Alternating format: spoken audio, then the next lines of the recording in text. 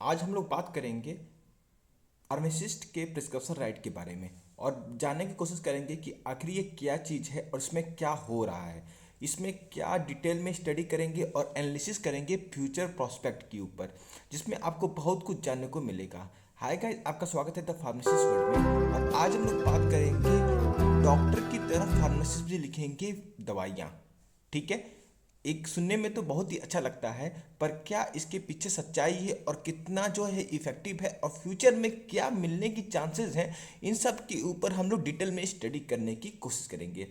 तो देखिए, पहली बात तो ये है कि ये पेपर की जो कटिंग आपके सामने दी हुई है, इसको हम लोग देखते हैं।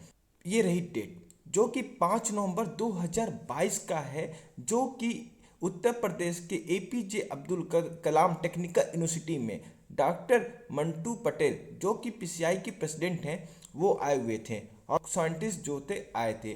ठीक है, एक सेमिनार में। तो इसमें जो है इन्होंने कुछ बातें बोली सबके सामने, और जो कि वो बोलते हुए आ रहे हैं अभी तक, जब से सर पीसीआई प्रेसिडेंट बने हैं, जिसमें कि उन्होंने बहुत सारी ऐसी बातें बोली हैं जो कि आपको बेसिक समझने की जरूरत है। पाल हम लोग बात करेंगे उन्होंने किया क्या, बोला क्या है। उन्होंने फार्मेसिस्ट की मांग जो है, उन्होंने बताया कि प्रदेश, देश, विदेश सब जगह बढ़ी है। ठीक है, उनका ये कहना है। और फार्मास्यूटिकल जो ड्रग है वो बनाना बहुत ही ज़्यादा इंपॉर्टेंट है, उसमें नए नए डिस्कवरी बाकी है। रोबोटिक्स की आज के समय बहुत ज़्यादा ज़रूरत हो चुकी है, जो कि हम नए ड्रग को बनाएं और डेवलप करें, जिसमें कि हमें जो है बहुत सारी संभावनाएं जुड़ी हुई हैं। और दूसरी बात क्या है कि जो हमारा सिलेबस चला आ रहा है बी फॉर्म का, फॉर्म डी का, एम फॉर्म का और इंडिया में चलने वाले डी फॉर्म का, उनमें जो है चेंजिंग की जरूरत है। हाल ही में एजुकेशन रेगुलेशन 2020 में जो है डी फॉर्म के सिलेबस को चेंज कर दिया गया, जिसमें कुछ अंतर ज़्यादा नहीं था। इधर का उधर, उधर का इधर कर दिया गया और 2-3 नए सब्जेक्ट जोड़ दिए गए, जिसका जो है कम्युनिटी फार्मेसिस्ट में थोड़ा सा लेना देना है। तो इसमें क्या हुआ कि प्रिस्क्रिप्शन राइट जो है, जब से PCI president doctor Mantu Patel बने हैं, तो वो तब से बोलते आ रहे हैं कि फार्मासिस्ट को प्रिस्क्रिप्शन राइट दिया जाएगा। तो हम पहले बात कर लें रेस्ट्रिक्शन प्रिस्क्रिप्शन राइट की, जो कि डॉक्टर मंटू पटेल बोल रहे हैं। Antimicrobial resistance, adverse drug reaction. So our family graduate, like they are studying 6-year course, 1 year for the clinical part in the 300-bedded hospitals. So we are requested to the honorable secretary and the meeting during the Heal by India project. We are demanded the giving the restriction prescription right to the pharmacist, PharmD student or MPharm practice student, because in secondary and tertiary requirement, like a village level and small town level, there is a less number of the doctor, less number of the facility. So I think we are demanded during the central government, they are approved our demand to give the restriction prescription right, because we have to match global standard of the other countries, because in other countries, Canada, Australia and other UK, they are giving a restricted prescription right to the pharmacist. So in India, we have to match global standard. So government already approved to give the restriction prescription right to the pharmacist.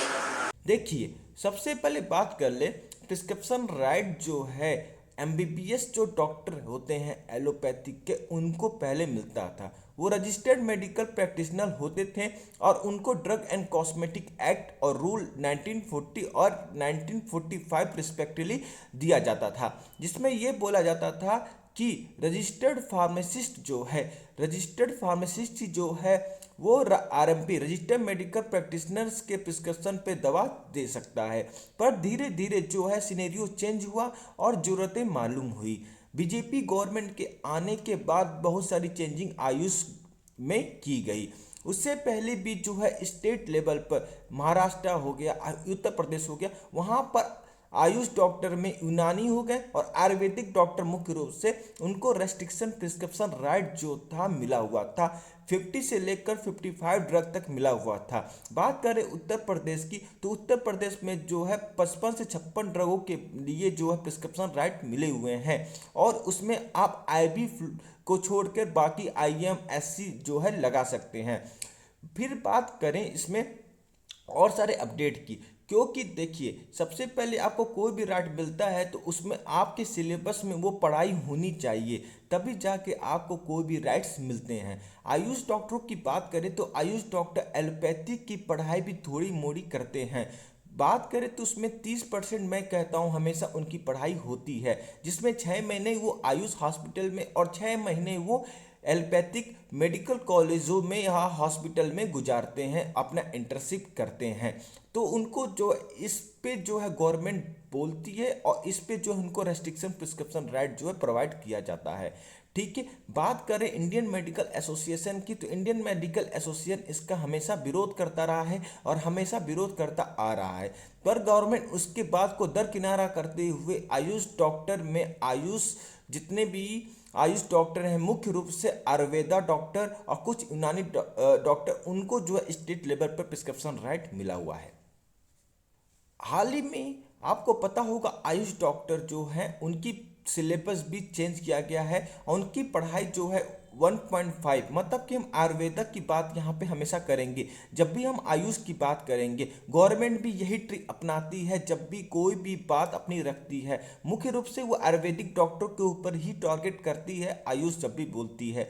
तो इसमें हम बात करेंगे आयुर्वेदिक डॉक्टरों की, तो उनके syllabus को भी इस समय चेंजिंग की गई है और 1.5 ईयर की जो है उनकी पढ़ाई होती है। कुछ लोग कहते हैं कि आयुष डॉक्टर हो गए, बैचलर डिग्री पे जो है डॉक्टर प्रीफिक्स का यूज नहीं कर सकते, जो कि बहुत ही गलत और रॉन्ग स्टेटमेंट देते हैं। सुप्रीम कोर्ट की जजमेंट जो है आपको 2018 और 17 में जो याद दिलाती है कि डॉक्टर प्रीफिक्स हर मेडिकल प्रोफेशनल यूज कर सकता है।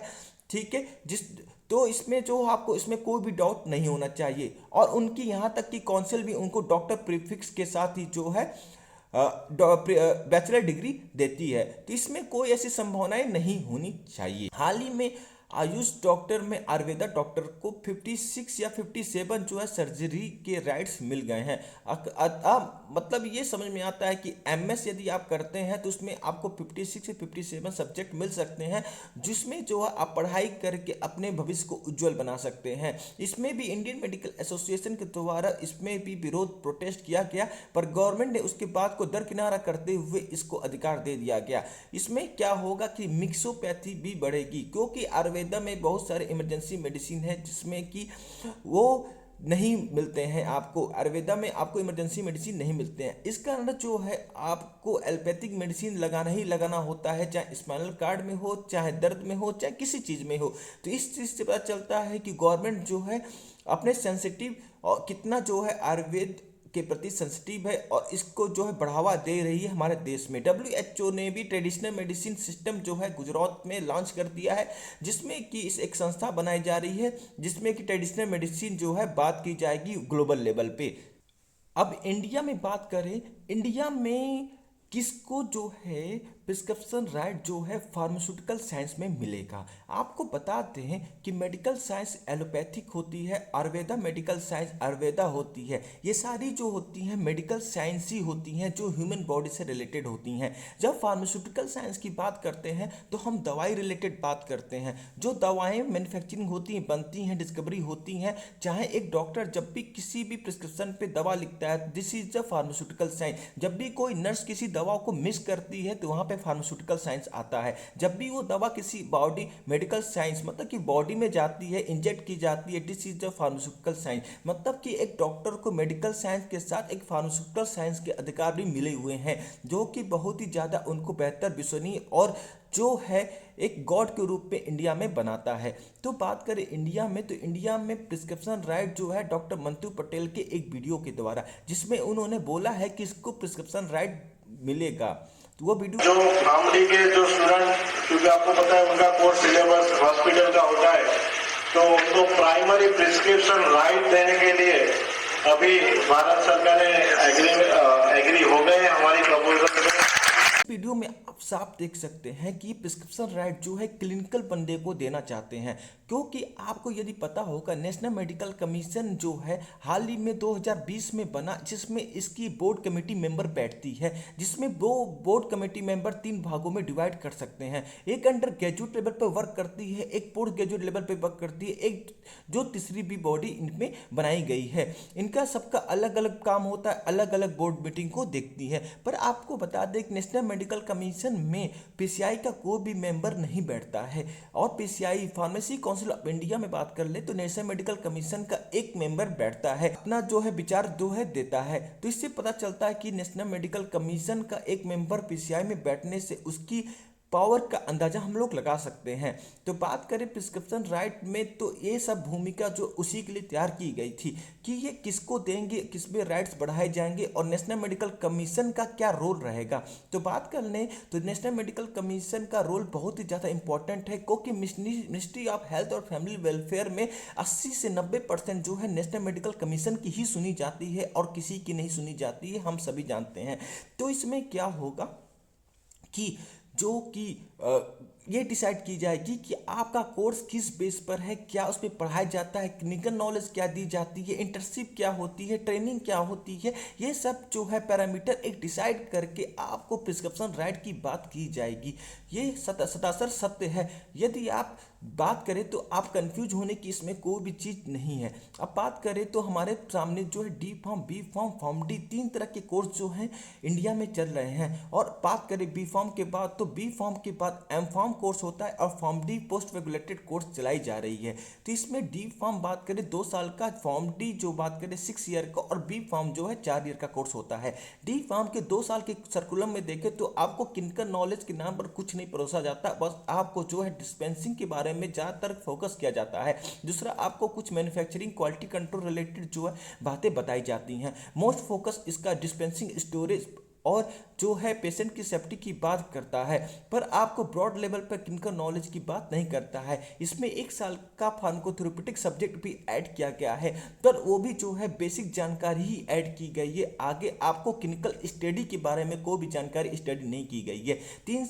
3 महीने या 500 घंटे की जो आपकी इंटर्नशिप होती है, उसमें भी आपको जो है कोई भी बेसिक जो है क्लिनिकली जो स्ट्रक्चर और क्लिनिकली और मेडिकल रिलेटेड कोई भी प्रोग्राम को आपको अवेयर नहीं किया जाता है। इस कारण जो है इस कोर्स की अवेयरनेस और ग्लोबल स्टैंडर्ड पे ये खड़ा नहीं उतरता है। बात करें तो ग्लोबल स्टैंडर्ड पे खड़ा होने की बात क्या होती है कि इसमें हम ये बात करते हैं कि ग्लोबल स्टैंडर्डाइजेशन क्या है, उसकी प्रोटोकॉल क्या है, इंडियन फार्मास्यूटिकल फेडरेशन एफआईपी की प्रोटोकॉल्स क्या है, उसके रूल रेगुलेशन क्या है, उस पर ये खड़ा उतरता है कि नहीं उतरता है। और डब्ल्यूएचओ के अकॉर्डिंग जो है आपका कोर्स जो है कितने ईयर्स के होने चाहिए, जिसके कारण जो आपको इसका बेनिफिट मिल सके।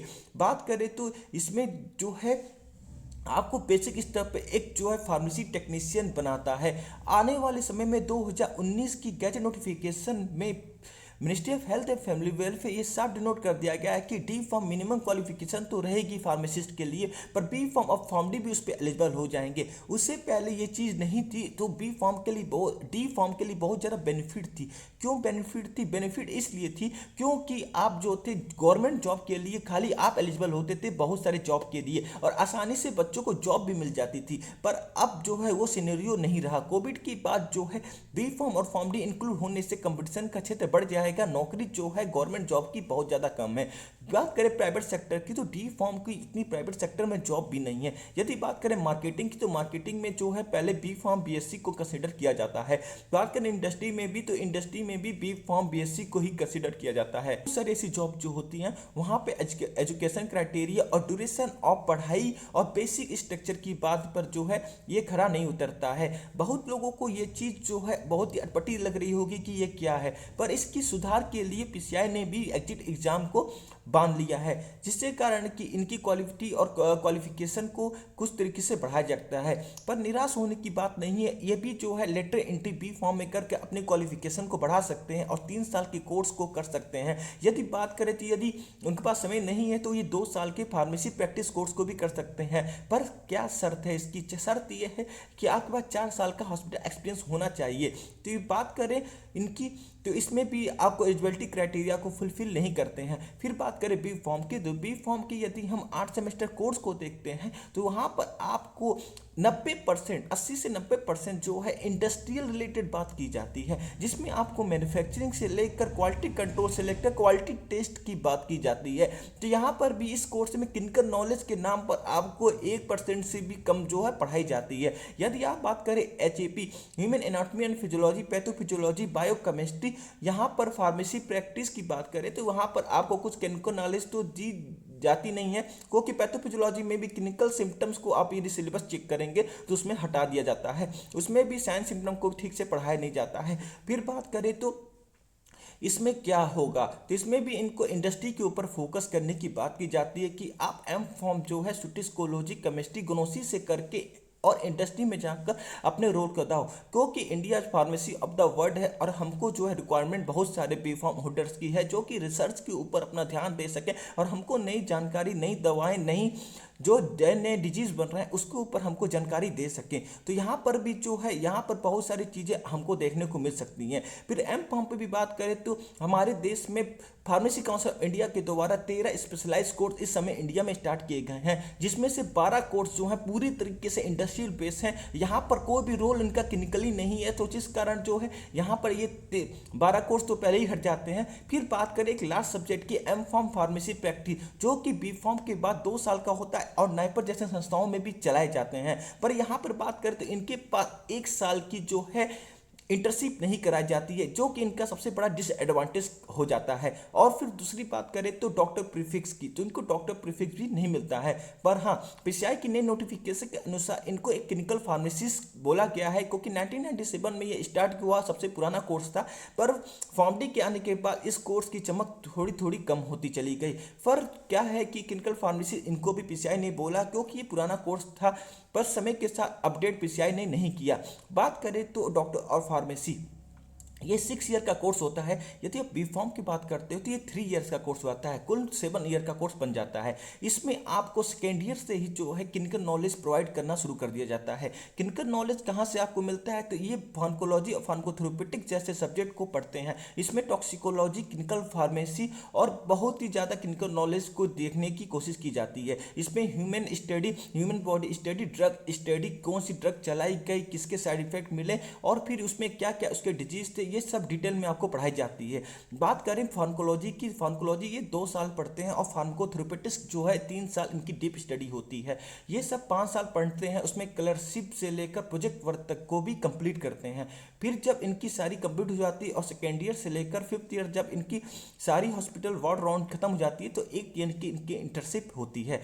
फिर इन 1 ईयर की इंटर्नशिप में 6 मंथ की इनकी मेडिसिन में और 2-2 मंथ इनकी स्पेशलाइजेशन लगती है, जिसमें आपको पीडियाट्रिक, गाइनो, ऑप्टो और सर्जरी जैसे जो स्पेशलाइज सब्जेक्ट जो है मेडिकल साइंस के देखने को मिल जाते हैं। फिर इनको जो है फार्मेसी काउंसिल ऑफ इंडिया के द्वारा डॉक्टर प्रीफिक्स से नवाजा जाता है। अब बात करें PCI प्रेसिडेंट के साथ चलते हैं और बात करते हैं उनकी बात, तो उन्होंने साफ बोला है कि हम जो हैं ये क्लिनिकल फार्मेसिस्ट को ही प्रिस्क्रिप्शन राइट देने की बात करते हैं, क्योंकि उनकी बात भी कहीं ना कहीं थोड़ी सही भी है। क्योंकि जब आप मिनिस्ट्री ऑफ हेल्थ और फैमिली वेलफेयर से बात करते हैं तो आपके सब्जेक्ट को जरूर देखा जाता है। क्योंकि आप एक संसद भवन में जब हमारी एक MP द्वारा, मेंबर ऑफ पार्लियामेंट के द्वारा बात उठाई जा रही थी, तो उनकी एक वीडियो को आप देख सकते हैं। इस क्लिप में आपको सारी जानकारी मिल जाएगी कि आखिर सब्जेक्ट बहुत ही ज़्यादा इंपॉर्टेंट होते हैं, जो आप 4 साल, 2 साल, 6 साल की पढ़ाई में करते हो। 10 years are over since introducing the course. The objective of the doctor of pharmacy is to provide rationalized therapy to the patients and improve the quality of therapy and patient's life. Sir, this particular course has got the 3 phases. First phase is academic. In the academics, they study anatomy, pathology, pharmacology, therapeutics, medical chemistry and biochemistry of human body. In the second phase, it is 1 year internship, where students undergo training relating to clinical pharmacy services and critical evaluation. In the third phase, the students are trained in the general medicine for 6 months. These are all the 3 phases where they undergo during this 6 years course, sir. The objective behind framing of this kind of syllabus is that Form D graduates learn to treat frame therapy for many basic illness. Sir, in fact, after seeing the academics, initially the course should have been recognized by Medical Council of India, not the Pharmacy Council of India, sir. Sir, the better future of about 20,000 Form D. आप medical की subject को देखिए तो उसमें आपको साफ दिखेगा कि उनकी पढ़ाई में कितना अंतर है और एक बी फॉर्म और क्या नाम है डी फॉर्म की पढ़ाई में कितना अंतर है।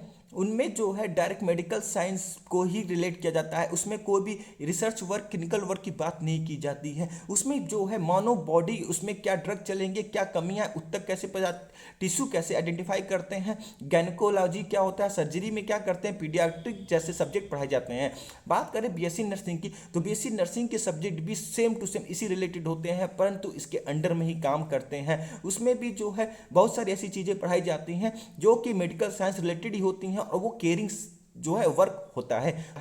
पीसीआई सर का एक नोटिफिकेशन है जिसमें उन्होंने सीएचओ के लिए भी एक बात कही है, आप उसको भी स्टेटमेंट देख सकते हैं जो फार्मा ट्विटर में बताई गई थी।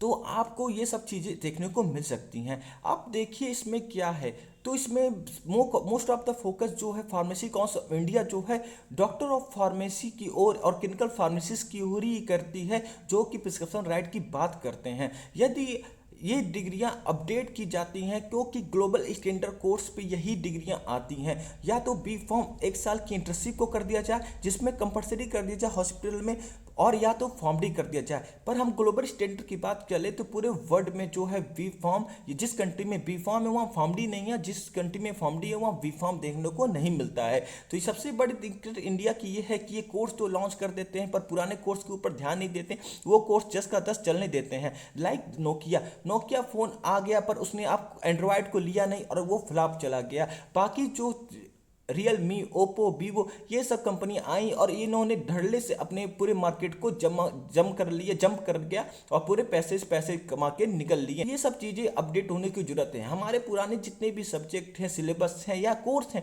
उनको अपडेट करने की जरूरत है। नए कोर्स लॉन्च करने से पहले ये चीज़ हम पीसीआई को समझना होगा। यदि आप डॉक्टर ऑफ फार्मेसी को लॉन्च कर रहे थे तो बी फॉर्म में ही आप 1 साल बढ़ा सकते थे, या आप बी फॉर्म को वहाँ पर बंद करके फॉर्म डी को ही करके उसको क्लिनिकल प्लस इंडस्ट्रियल करते। पर अब पीसीआई जो है बार बार ये कह रही है कि हम नेक्स्ट ईयर में इसके सिलेबस को चेंज करेंगे, स्पेशलाइज सुपर स्पेशलाइज सब्जेक्ट को लॉन्च करेंगे और बहुत सारी ऐसी चीज़ें लाएंगे जो कि आपको एक ग्लोबल स्टैंडर्ड पे लेकर खड़ा करती है और आपको उससे मैच करती है। देखना ये होगा कि भविष्य में पीसीआई प्रिस्क्रिप्शन राइट को लेकर बात करती है कि किस पे ऊपर बात करती है। क्लिनिकल स्टेबलाइजेशन एक्ट के ऊपर भी मैंने कुछ वीडियो बनाई हैं जो कि आप मेरे पिछले वीडियो को देख सकते हैं या आई बटन में शो कर रहा होगा। मैं ऐसे ही इंटरेस्टिंग वीडियो आपको लेके आता हूँ और डीपली स्टडी पे करा के लेके आता हूँ कि जिससे कारण आप कंफ्यूजिंग में ना रहें और आपका साफ माइंड क्लियर हो, जिसके कारण कि आपको कहीं भी कोई भी दिक्कत ना हो और आने वाले समय में भी कोई सारी दिक्कत ना हो। यदि अपनी डिग्री को अपडेट करना चाहते हो तो समय आते ही आते आप अपनी डिग्री को भी अपडेट करते रहिए, जिसके कारण कि आने वाली कोई भी रूल रेगुलेशन होंगे तो आपको उसका फायदा जरूर मिलेगा। देखना ये होगा कि भविष्य में क्या होगा, क्या फार्मास्यूटिकल साइंस की डायरेक्शन होता है और क्या ये कम्पिटिट करता है इंडियन नर्सिंग काउंसिल और नेशनल मेडिकल कमीशन से, क्योंकि और आयुष से, क्योंकि आने वाले समय में इन तीनों के ऊपर सबसे अधिक जो है गवर्नमेंट बढ़ावा देने वाली है, जो हमारी करंट गवर्नमेंट है। इंडियन नर्सिंग काउंसिल हो गया, नेशनल मेडिकल कमीशन हो गया और चाहे हमारा आयुष हो गया, इन तीनों के ऊपर गवर्नमेंट ने बहुत ज़्यादा फोकस किया। इनकी वैकेंसी बहुत ज़्यादा आ रही है और इनको दिन प्रतिदिन अपडेट भी किया जा रहा है, अमेंडमेंट भी आ रहे हैं। पर फार्मेसी काउंसिल ऑफ इंडिया ने ऐसा अभी तक कुछ नहीं किया है, ना ही इसके ऊपर गवर्नमेंट उतना ध्यान दे रही है।